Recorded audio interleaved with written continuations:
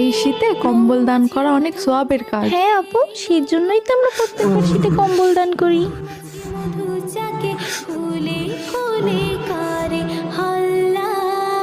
শুক্রিয়া আপু, শুক্রিয়া।